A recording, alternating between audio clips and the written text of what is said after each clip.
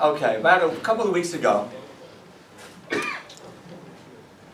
someone who owns a very, very large and pretty new home on Ocean Avenue told me, he says, Rabbi, I built this house. It's a humongous house, gorgeous, gorgeous house.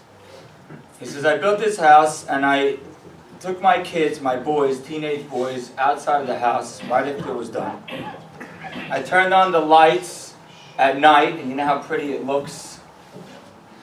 Long lawn with a long driveway with a gorgeous beach behind. And I said, boys, what do you see? And they said, we see a beautiful house. He says, what does this house tell you? They said, it looks pretty good. He says, does it look like we made it?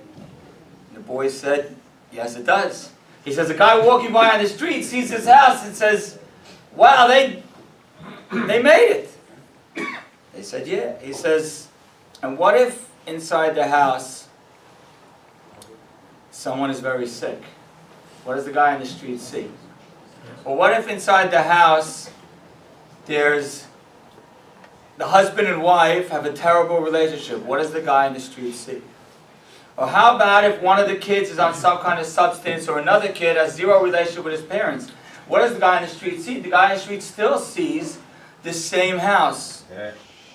And so he said, boys, the house and what it looks like says nothing about what we are, and nothing about what we've accomplished.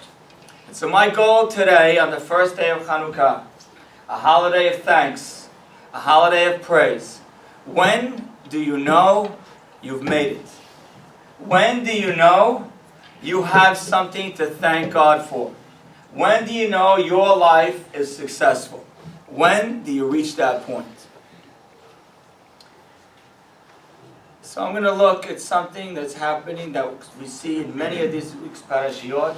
A few weeks ago, the pasuk tells us Abraham wants to marry off his son. Abraham zaken ba bayamin, veHashem berach et Abraham bakol.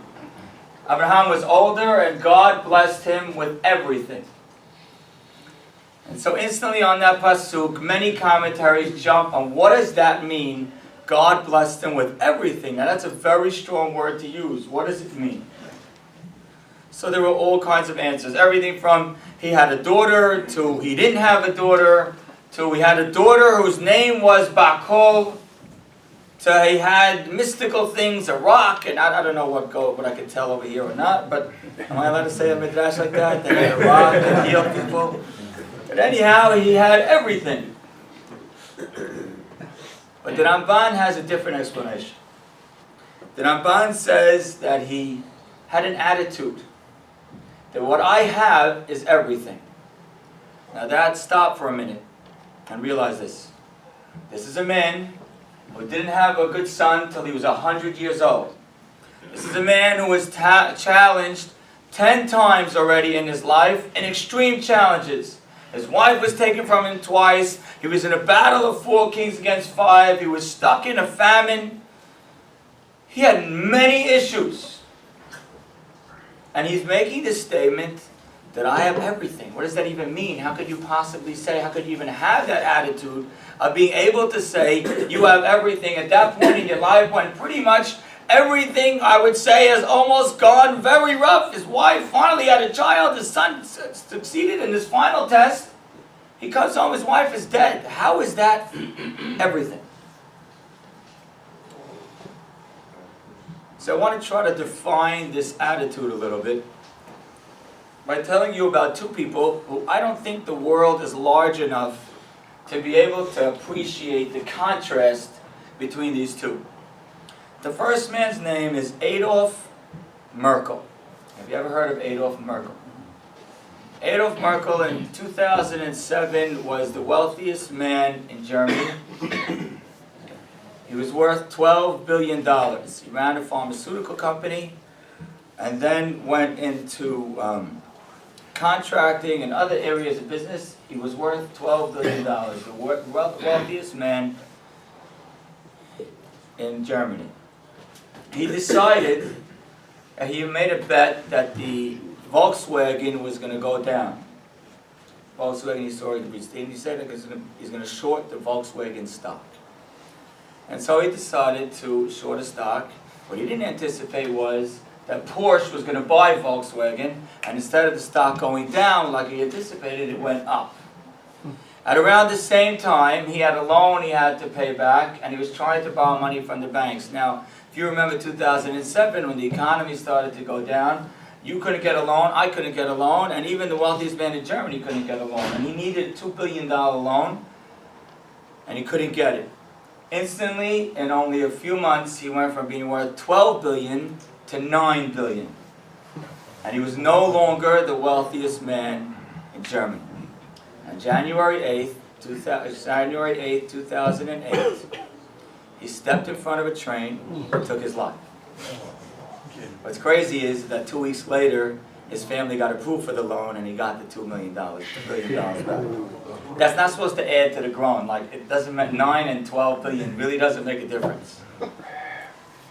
You can have everything and not have the attitude. Then I'll tell you about a man that I once visited in Israel. He's over 100 years old. He lives in an apartment that it's hard to even walk into. He sleeps on a bed, and I googled his name, that he sleeps on a bed that he got in 1950. And he's still using the same mattress. Legend goes that he eats a loaf of bread over the course of a week and has just bread and water, and that's it. I'm telling you, I've stood in his kitchen. It's hard to even stand there, let alone live there. He is at the point in his life where he's such a famous and one of the most well-known rabbis in the world that if he would snap his fingers, they would redo his home in 30 seconds. 30 seconds, he'd have any dollar he needed to make his home perfect, but he just doesn't need it. One man has everything, but really has nothing. Another man has nothing, but really has everything. How do you have that attitude of everything?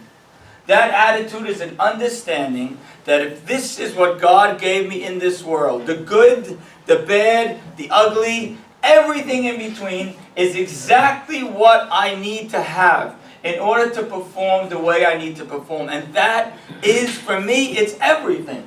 It's way more than, people have, there's a Mishnah that says, be happy with what you have. No, this is more than that. Be happy with what you have means you pretty much got messed over in life, but be happy about it. This means, no, I have everything. That means the good that I have is everything, and what I don't have is part of the everything, because I should not have that. It's better for me not to have that right now. It's better for me to have this hole in my life where I need to work, where I need to strive, where I need to try. That's all part of everything. Everything means that I have, that everything, the way it's set up, is everything I need to have. At the end of Abraham Avinu's life, the Pasuk says, Abraham gives gifts to all his sons, and then Natan et kol asher lo liYitzchak. He gave everything he had to Yitzchak. Now that's oxymoronic. How could you say that you gave gifts to your sons and then you gave everything to Yitzchak? If you gave him everything, then there's nothing left to give to your sons. The answer is he didn't literally give Yitzchak everything. He gave him this attitude, this blessing, that what I have is everything. And this is why later on in his life, when Yitzchak is first giving a blessing to Yaakov, and then Esav comes in, Yitzchak uses those words, Achalti mikol. I ate from everything. Because I'm content. I have the blessing of my father. That everything that I have in my life is everything I need to have. That doesn't mean I don't work hard. That doesn't mean I don't work to do more, but it means I recognize that right now, this moment, this is everything I need to have completion in my life. Esav and Yaakov would meet each other years later. And they would, as last week's parasha, Esav is coming towards Yaakov with 400 men. And Yaakov wants to give Esav a gift. And Esav says, Yesh li rav. I have a lot. A lot means, I have a lot, but I could wouldn't mind a little more. I felt this experience last week, and I don't go to the city that often, and I don't shop that often. But last Sunday was my birthday. And so my wife and I went to the city.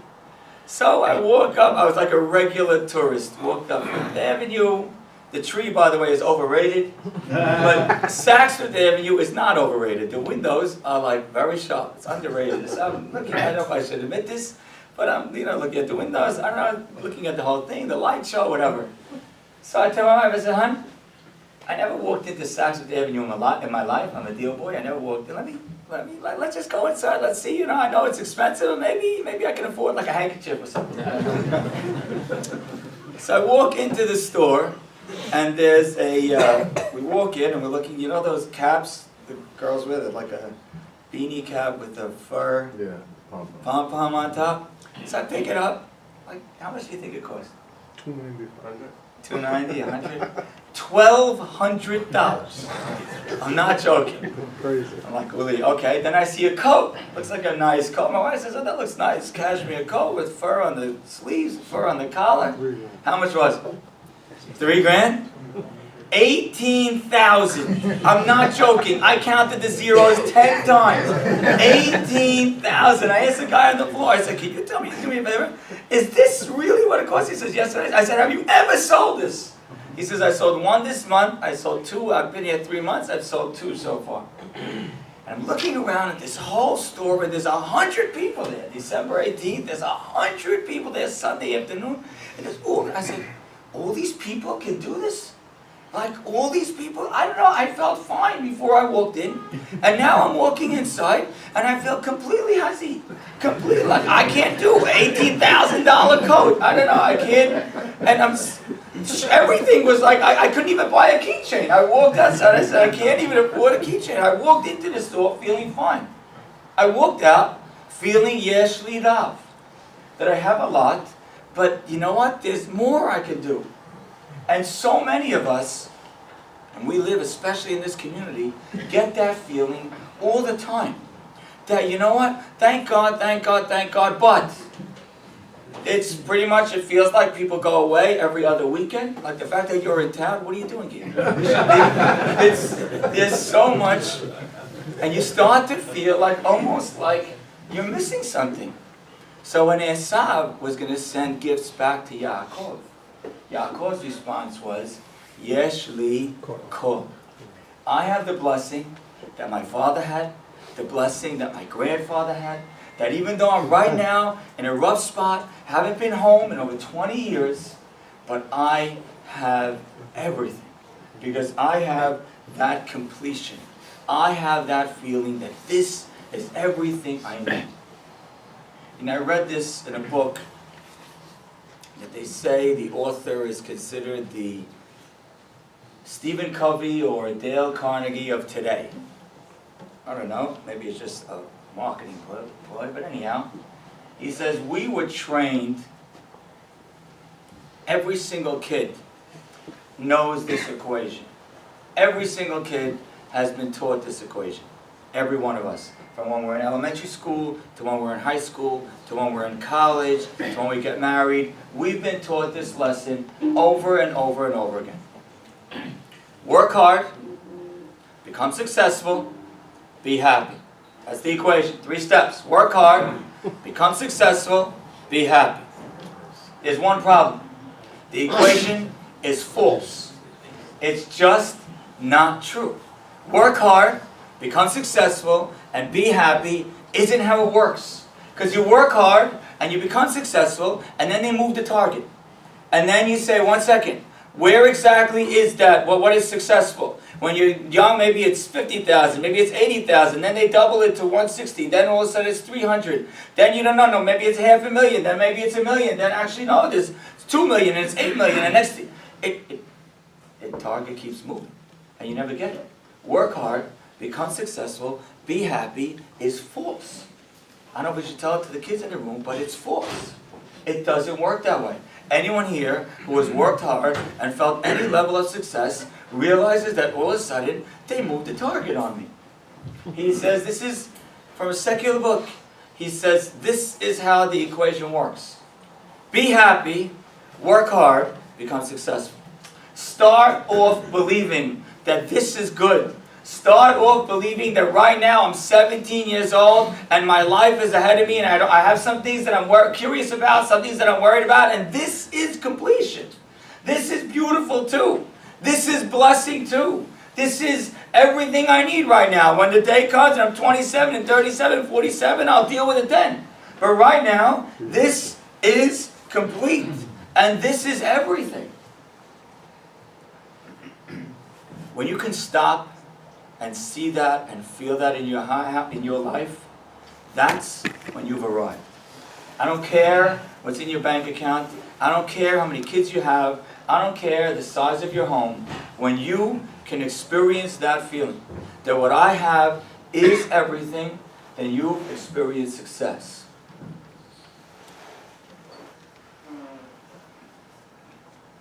A few weeks ago, Leah makes this comment. Leah has her first child, then her second child, then her third child, and then her fourth child. Hapam odeh et Adonai. Now I can thank Hashem. What happened now that you can thank Hashem? What happened now what would happen at this moment that you could thank Hashem? And the answer is, simply speaking, without much detail or much background, here was a girl who was nervous about her future. Here was a girl who was nervous if she would get married. And definitely if she would marry this man Yaakov. And then nervous if she should have children. And she says it. She was nervous about how her husband was treating her. That he hates me. He doesn't love me as much as Rachel. Nervous about all that's happening in her life. And then stopped for a minute and said, oh my goodness. Look about what I used to think. And look about what I have right now. Hapam odeh Hashem. It's time right now to stop and thank and appreciate Hashem. How many of us have gone through stages in your life when you remember when you were 15 years old or 25 years old, how nervous you were. And then it came, and then it happened. You worried you get married, and you got married. Or you worried you have children, and you had children. Or you worried you get a job, and you had a job. And for a minute you appreciated it, and then you just moved on because they moved the target on you. Or thanking God means I can stop and look back and recognize so many things I was worried about and so many things I was missing and realize that my life is complete. And you know what else she realized? She realized that because of her incompletion is why she was complete. Because she was missing, because she wasn't appreciated, because she wasn't loved, is why she had the blessing. So the blessing wasn't just a product of blessing. The blessing was even a product of what was missing. The blessing was not just because of the blessing. The blessing is even what she was missing was part of what created the blessing. I met someone yesterday, a young man who's married 4, 5, 6 years, and he was talking to me about a year after he got married, and he said, Rabbi, his marriage was really not at all what he anticipated. He and his wife weren't communicating at all. It was really, really rough. So he was coming back for advice, we were walking home for shul. I said, just do me a favor, tell me how your marriage is. He says, Rabbi, unbelievable. Thank God, it's great. I said, like what you told me about a few years ago? He says, that's totally gone. I said, I want to tell you something. You're going to appreciate it more, and you're going to enjoy it more because you went through that dip. If you just communicated perfectly from the beginning, you would never feel that joy of like, we weren't working well together. This was a problem. And then you worked on it, and you completed it, and now you're communicating better. That's the blessing too. Having gone through that is also part of the blessing. Being able to realize that everything is what creates my everything. Everything is what gives me the blessing of kol. It's not just if I had the good things in my life and minus the bad things. It's not just if this one thing goes away, then I'll be happy. It's everything together that combines to create this unbelievable opportunity for thanks. I'm going to read to you something. It's very simple and very clear and very straightforward. You say Birkat Hamazon. At the end of Birkat Hamazon, you say Harachaman, God of mercy. And you ask God all different things. We ask for health, we ask for a million things. And then we say, Harachaman, God of mercy, Hu Yivarech Kol Echad Ve'echad Mimenu. Bless every single one of us. B'Shmo HaGadol, with His great name. Kemo She'Barachu Avotenu. Like you blessed our forefathers. Abraham, Yitzchak, Ve'Yaakov. And then what does it say? Bakol, Mikol, Kol. Bakol, Hashem Berach et Abraham, Bakol. Mikol, Yitzchak said, Achalti Mikol. Kol, what Yaakov said, Yesh Li Kol. Bakol, Mikol, Kol, the exact words used in the Pesukim for Abraham, Yitzchak, and Yaakov. Ken Yevarech Otanu Yachad Beracha Shelema. This blessing is complete. Because you can have happiness, or you can have wealth, you can have health, you can have children, you can have marriage, you can have a job, you can have people around, you can have a million things in your life. But until you have this blessing of everything, you don't have anything. Adolf Merkel was the top of the world, number 94 on the list of the wealthiest people alive. And in his mind, because he didn't have this blessing, he had nothing. His life was worth enough to take it away.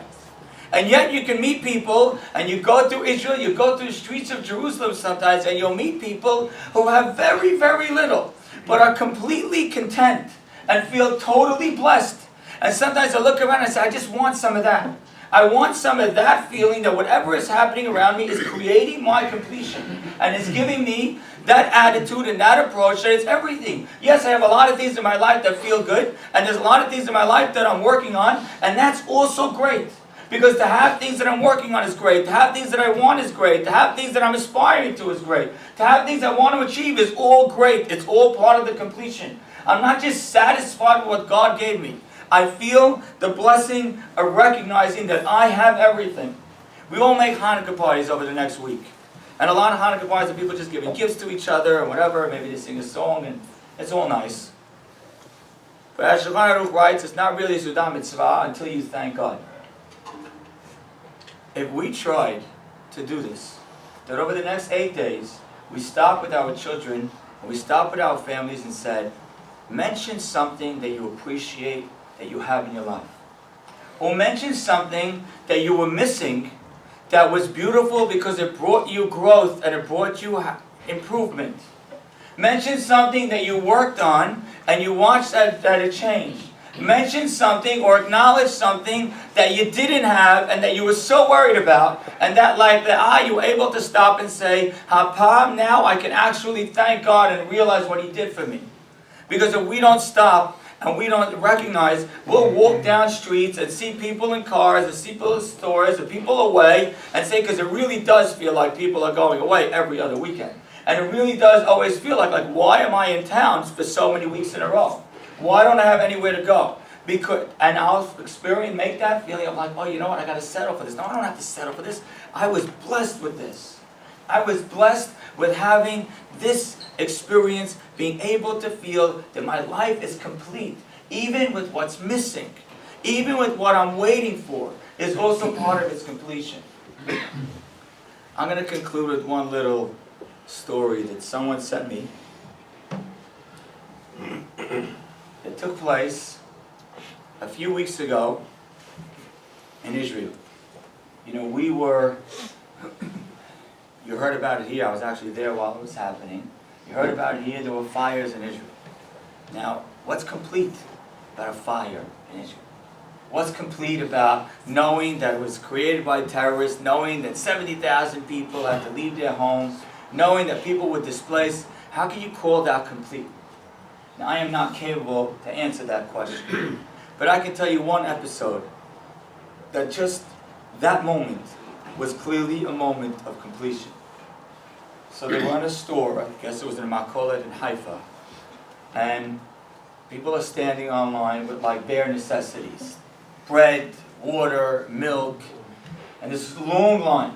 And this big, husky guy walks into the store, and walks into the store and he grabs a whole bunch of toothbrushes. And he says, I gotta go to the front of the store, I have to go back to work, let me just cut the line.